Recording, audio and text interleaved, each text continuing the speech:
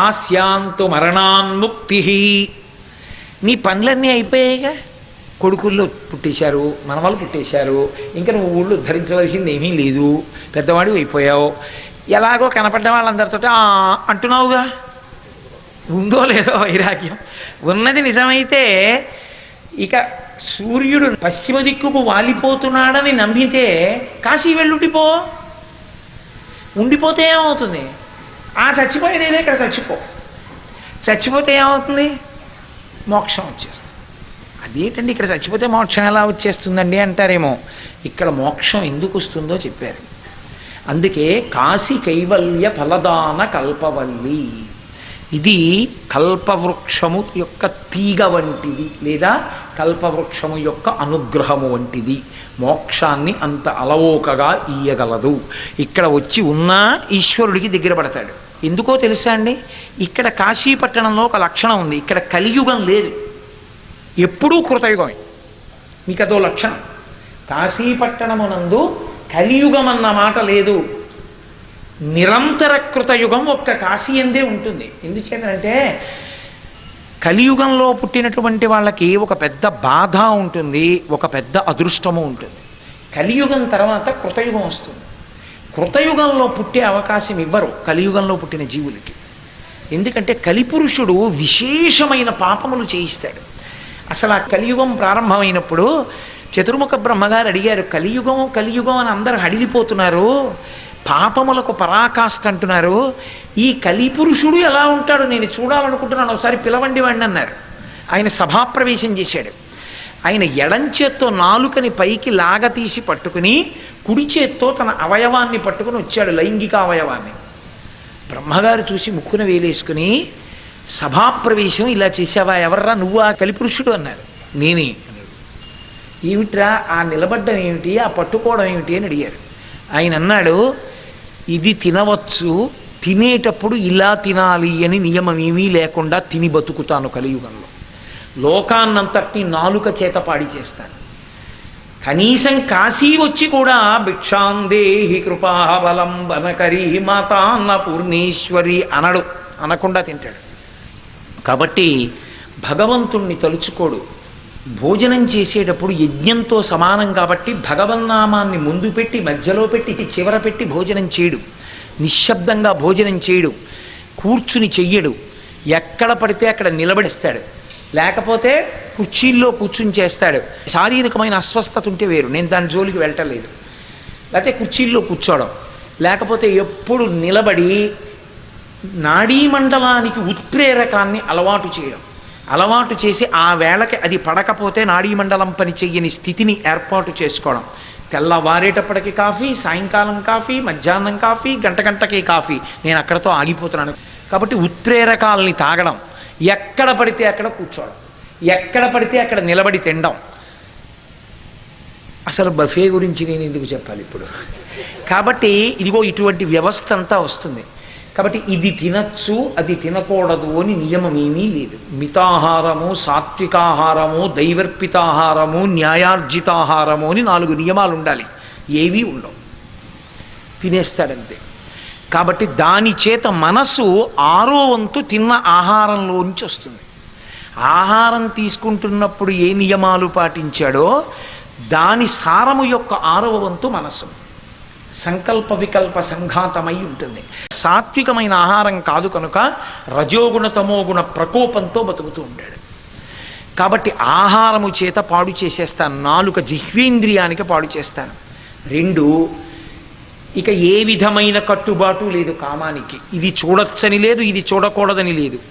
పశువు కన్నా హీనంగా కామమును తృప్తిపరుచుకోవడమే జీవనంగా బతుకుతూ ఉంటాడు. అంత విశృంఖలత్వాన్ని కల్పిస్తాను కామంలో. ఈ 2 చేత భ్రష్టుల్ని చేస్తాను. ఎంత భ్రష్టుల్ని చేస్తానో తెలుసా? కలియుగాంతమునందు వెళ్ళిపోయినటువంటి జీవుల్ని కృతయుగంలో పుట్టడానికి వీలు లేని స్థితి కల్పింపబడుతుంది. వాడు ఎంత పాపం చేసేస్తాడంటే ఓ 60 ఏళ్ళో 70 ఏళ్లలో వాడు ఇక మళ్ళీ కృతయుగం, త్రేతాయుగం, ద్వాపరయుగం అయిపోయి మళ్ళీ కలియుగం వచ్చేంత వరకు యమదండన పొందుతూనే ఉండాలి. అంత పెద్ద పాపాలు చేస్తాడు. ఇప్పుడు ఈ దండన ఎన్నాళ్ళు పడుతుందంటే కొన్ని యుగముల పర్యంతము దండన అనుభవిస్తాడు.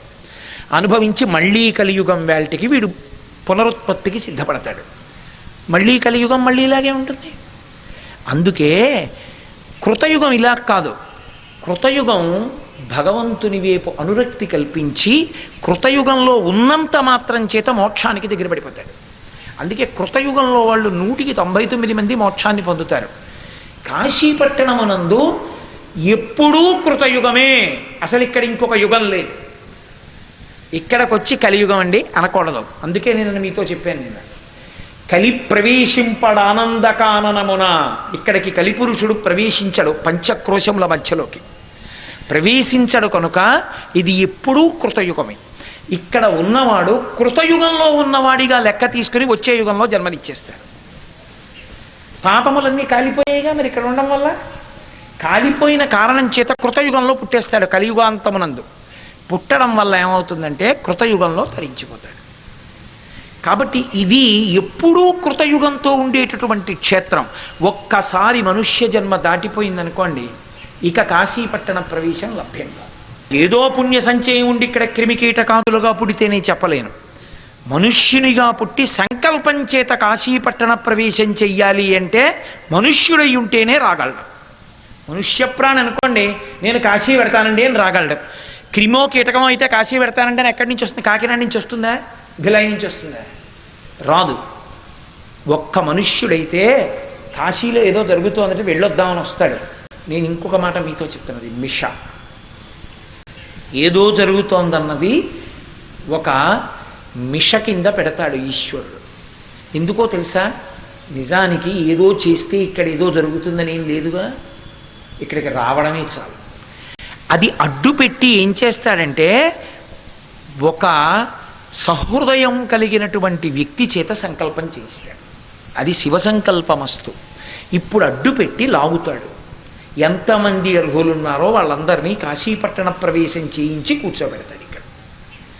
కాబట్టి అదిగో అలా ఇక్కడికి వచ్చిన వాడెవరో వాడు కృతయుగంలో ఇన్నాళ్ళు ఉన్నవాడితో సమానం. కృతయుగంలో చేసిన పుణ్యం మాటలు కాదుగా. అందుకే ఇక్కడికి వచ్చి ఎంత చిన్న పని మీరు చెయ్యండి, అది అద్భుతమే, అది మిమ్మల్ని కాపాడేస్తుంది. ఎప్పుడూ కృతయుగం, ఎప్పుడూ ఉత్తరాయణం ఉండేటటువంటి ఏకైక పట్టణం బ్రహ్మాండమునందు కాశీ ఒక్కటే. కాబట్టి ఇటువంటి కాశీపట్టణమునందు కాశీ కైవల్య ఫలదాన కల్పవల్లి. ఈ కాశీపట్టణం గంగ గారాబు నిచ్చెలికెత్తే కాశీ.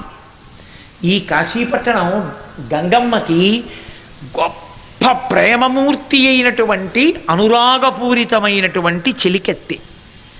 చెలికెత్తే రాణి ఇద్దరు పక్క పక్కనే ఉంటారు. అందుకే కాశీ గంగ విడదీయలేరు, కాశీ గంగా అంటారు. ఆ గంగకి కాశీకి అంత అనుబంధం. కాశీలో నిలబడి గంగని విమర్శించిన, గంగ దగ్గరికి వెళ్ళి ఏదైనా కాశీపట్టణాన్నన్నా మహాపాపం. అందుకే గంగ గారాబు నిచ్చెలికెత్తే కాశీ, సుర నరోరగ దైత్య సంస్తుత్య కాశీ. దేవతలు, నరులు, నాగులు అసలు కాశీపట్టణాన్ని స్తోత్రం చెయ్యని వాడు ఉండడు. మీరు ఎక్కడైనా ఉండండి లోకంలో, బ్రహ్మాండంలో కాశీ కాశీ కాశీ అంటే చాలు. కాశీ అన్నందుకు అంత గొప్ప ఫలితాన్ని ఇస్తారు. నేను మీతో ఒక యథార్థం చెప్తున్నాను. దీన్ని వేదమునందు స్మృతి అంగీకరించింది. మీరు ఏదైనా నది దగ్గరికి వెడితే స్నానం చేస్తే ఫలితం, గంగని స్మరిస్తే ఫలితం. గంగ గంగ గంగ అంటే చాలు. అందుకే గంగ గంగే. అటువంటి గంగ కాశీ ఎందుంది. కాబట్టి సుర నరోరుగ దైత్య సంస్తుత్య కాశీ. ఇక్కడ అందుకే లోకంలో ఒక మాట చెప్తారు, ఎక్కడికి వెళ్ళు మృత్యుభయం ఉంటుంది. ఇక్కడికి వెళ్ళిన వాడికి మృత్యుభయాన్ని విడిచిపెట్టి వెళ్ళొచ్చని చెప్పారు. ఎందుకంటే ఒకవేళ నిజంగా ఎవడైనా ఇక్కడ చనిపోతే ఇక వాడంతటి ధన్యాత్ముడు లేడు లేడు లేడు, మోక్షమును పొందాడు. ఏమిటి గుర్తు అంటే ఒక మాట చెప్పారు, పాలిండ్లు కదలంగ పసిడిపయ్యద వీచు అచలాధిపుని కూర్మి ఆడుబిడ్డ, తుత్కారమునరించు తొండంబు ముక్కున శిఖరారావంబు జిలుకు డుంఠి, ప్రత్యక్షమై వచ్చి భాగీరథి గంగ మృదుల హస్తము సాచి మేనునివురు, ప్రథమోత్తముండు భృంగి భయరక్షణార్థంబు పాలాగ్రమున తీర్చు భసితరేఖ దక్షిణ శృతి మీదుగా ధాత్రి త్రెళ్ళి పెద్ద నిద్రకు మాగన్ను పెట్టువేళ పంచజనులకు తారక బ్రహ్మ విద్య అభవుడు ఉపదేశమునరించునప్పుడు కాశీ.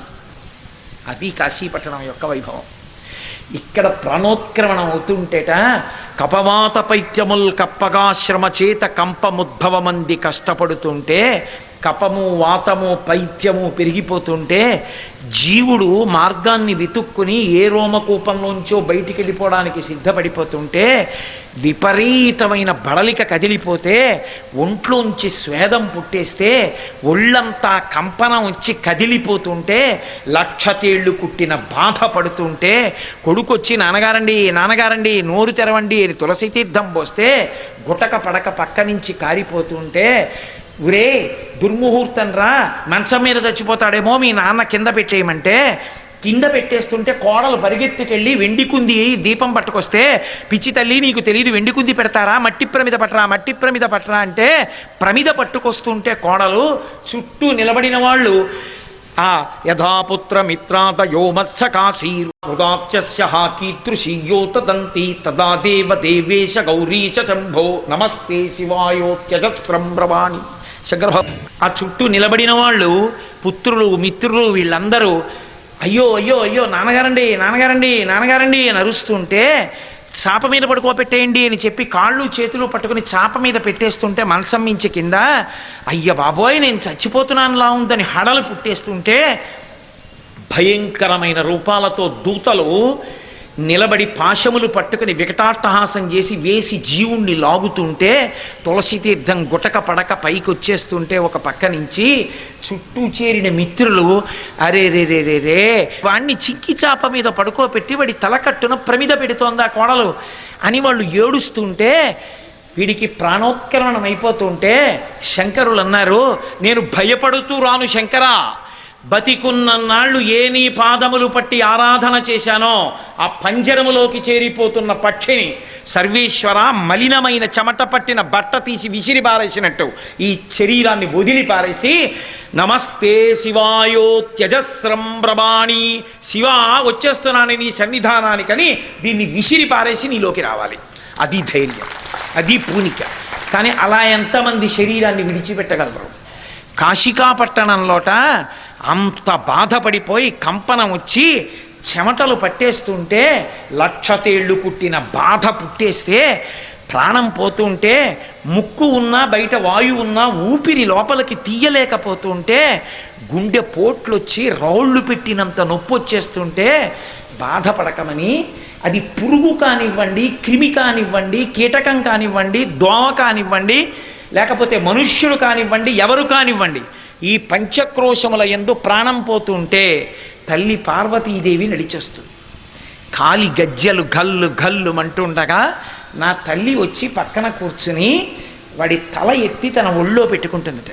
పెట్టుకుని ఆ యమ అవిద్యానామంతస్తిమిరమిహిరోద్దీపనగరీ జడానాం చైతన్యస్తబక మకరంద శృతిఝరీ దరిద్రాణాం చింతామణి గుణనికా జన్మజలధౌ నిమగ్నానాం దంస్ట్రామురరిపవరాహస్య భవతి అని శంకరుడు స్తోత్రం చేసిన తల్లి ఆదిక్షాంత సమస్త వర్ణనకరీ శంభుప్రియే శాంకరి అనిపించుకున్న అన్నపూర్ణ ఆ తల్లి కాలి గజ్జలు గల్లు గల్లు అంటుండగా మరాళి మందగమనాయై వచ్చి పక్కన కూర్చుని తన తొడ మీద తల పెట్టుకుని విసిరికర్రతో విసరడమా వీడు కాశీలో మరణిస్తుంటే ఇది మా ఆయనకి గారాబు ఇల్లాలు, ఈ పట్టణంలో ప్రాణం విడిచిపెడుతున్నవాడు బాధపడకూడదని విసినికర్రతో విసరకుండా తన పవిట కొంగు తీసి విసురుతుంది.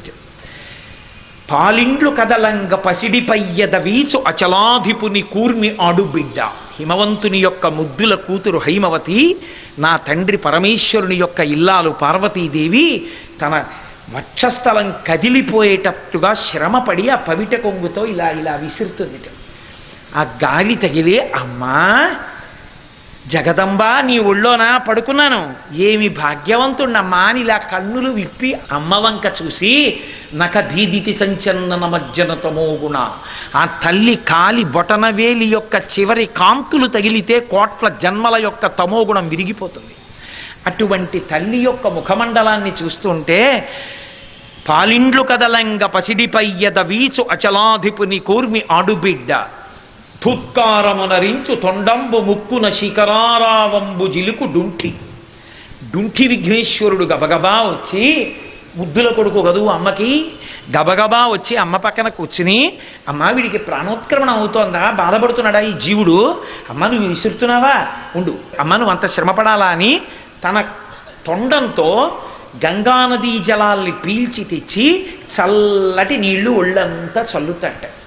ఆ గంగని చల్లుతుంటే డుంటి గణపతి వచ్చి పక్కన కూర్చుంటే ఆయన వంక ఇలా చూసి, ఏనుగు ముఖాన్ని చూస్తే చాలు లక్ష్మీస్థానం, అందున గణపతి ప్రసన్నమూర్తి, ఆ డుంటి విఘ్నేశ్వరుని యొక్క ముఖమండలాన్ని చూసి పొంగిపోతుంటే ప్రత్యక్షమై వచ్చి భాగీరథీ గంగ మృదుల హస్తము సాచి నేను నివురు. అసలే చల్లని తల్లి మా అమ్మ గంగ, ఎంత పరమపావనియో లోకపావని, తలుచుకుంటే పాపములు పోగొడుతుంది. భవాంగ పతితంతోయం పవిత్రమితి పస్పృశు అంటారు వాల్మీకి మహర్షి. అటువంటి గంగ తాను సాకారమై తెల్లటి బట్టతో నడిచి వచ్చి పక్కన కూర్చుని, మా అమ్మ ఆపాదమస్తకం చల్లనే కదూ గంగమ్మ, చల్లటి చేత్తో ఒళ్ళంతా నిమురుతుంది. అప్పుడు ప్రథమోత్తముండు భృంగి భయరక్షణార్థంబు పాలాగ్రమున తీర్చు భసితరేక, ఏమి భయపడకాయా, నువ్వు పరమేశ్వరుల్లో కలిసిపోతున్నావు, బెగ్గ పెట్టుకోకని ఆ పడిపోయి ఉన్నటువంటి ఆ జీవి శరీరానికి ఆ ఎడం చేతిలో విభూతి వేసుకుని, ఆ గంగమ్మ అక్కడే ఉందిగా, ఆ చుక్క నీళ్లు వేసుకుని తడిపి ఆ భస్మ మీద చెయ్యి పెట్టి, ఓం త్రయంబకం యజామహే సుగంధిం పుష్టివర్ధనం ఉర్వారుకమివ వంధనాన్ మృత్యోర్ముక్షీయమామృతాత్ అని ప్రమదగణాధిపతి అయినటువంటి ఆ భృంగి ఆ విభూతిని తీసి ఆయన యొక్క లలాటమునకు పెడతాట. ప్రథమోత్తముండు భృంగి భయరక్షణార్థంబు పాలాగ్రమున తీర్చు భసితరేఖ. అప్పుడు ఇక ఆఖరి ఊపిరి వదలడమో తీయడమో జరుగుతూ ఉంటుంది.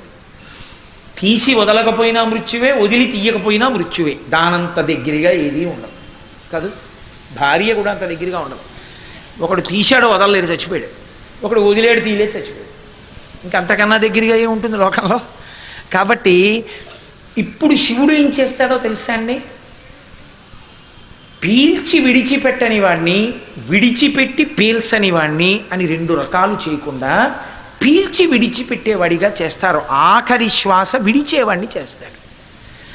ఆఖరి శ్వాస విడవడం అంటే పీలుస్తాడు. పీల్చి ఆయన ఏం చేస్తాడంటే, వీళ్ళు ముగ్గురు చుట్టూ కూర్చుని ఉండగా వీళ్ళ నలుగురు పాశంచ ఘంటాం, ఆయన నడువుకి గంటలుంటాయి, సుగంధిం పుష్టివర్ధనం, ఆయన వస్తుంటే ఘృతరీతి ఘనీభూతం సచ్చిదానంద విగ్రహం, పేరుకున్న నెయ్యిలా ఉంటాడు నా తండ్రి. ఎంత సువాసనో పరమేశ్వరుడు వస్తుంటే, అసలు పరమేశ్వరుడి వంటి సౌందర్యమూర్తి లోకంలో లేరు. అందుకే కదూ శ్రీ మహావిష్ణువంతటి వాడు సేవించి సేవించి ఆయన శరీరంలో అర్ధభాగాన్ని పొందాడు భార్యగా. బాణత్వం వృషభత్వమర్ధవపుషా భార్యాత్వమార్యాపతే గోణిత్వం సఖిత మృదంగ వహతా చేత్యాది రూపం దదౌ తత్పాదే నయనార్పణంచ కృతవాం తద్దేహవాగో పూజ్యాత్ పూజ్యతరస్య ఏ మహిమచేత్కోవా తదన్యోధిక అన్నారు శంకర భగవత్పాదులు. ధూర్జట్ అన్నాడు, ఏమయ్యా అందరూనేమో విష్ణు భగవానుడు చాలా అందంగా ఉంటాడంటారు, శివుడేమో ఏదో పావులు వేసుకుంటాడంటారు. ఇంత అందంగా ఉన్నవాడివి నువ్వెలా సాటి పురుషుడు పరమశివుణ్ణి చూసి వలచి ఆయన దగ్గరికి వెళ్ళావయా? వన్నే ఏనుగుతోలు దుప్పటము బువ్వా కాలకూటంబు చేగిన్నే బ్రహ్మకపాలము ఉగ్రమగు భోగే కంఠహారంబు నిన్నీలాగున నుండియుం తెలిసియున్ నీ పాద మూలంబునన్ చేర్చన్ నారాయణుడెట్లు మానసమునన్ శ్రీకాళహస్తీశ్వర. ఆ విష్ణుమూర్తి నీ పాదముల దగ్గర ఎలా పెట్టాడయా మనసు అన్నాడు దుర్జటి. అంటే నిందాస్తుతి, ఎంత అందగాడివో. అంతటి మహానుభావుడు. గంటలు మోగుతుండగా పరమేశ్వరుడు నడిచొచ్చి దగ్గర కూర్చుని ఆయన ఇలా బాగా దగ్గరగా ఉండి వాడి ముఖానికి ఆయన ముఖం తగులుతుండగా ఆయనకి కపర్ది అని పేరు, పెద్ద జటాజూటం, అరుణజటేశ్వరుడు. ఇలా జటలు వేలాడుతుంటాయి ఎర్రగా. ఆయన ఇలా వంగితే ఆ జటలు వచ్చి ప్రాణోత్క్రమణమైన ఆ జీవుడికి తగులుతుంటే యముడు పాశం వేయడమే.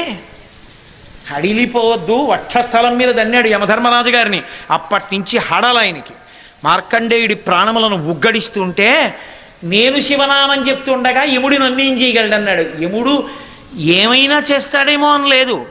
కింకరిష్యతి వయ్యమహ, నేను చంద్రశేఖరుడి పాదములు నేను పట్టుకుంటే యముడు నన్నేం చేస్తాడన్నాడు. దీనికి కోపం వచ్చింది.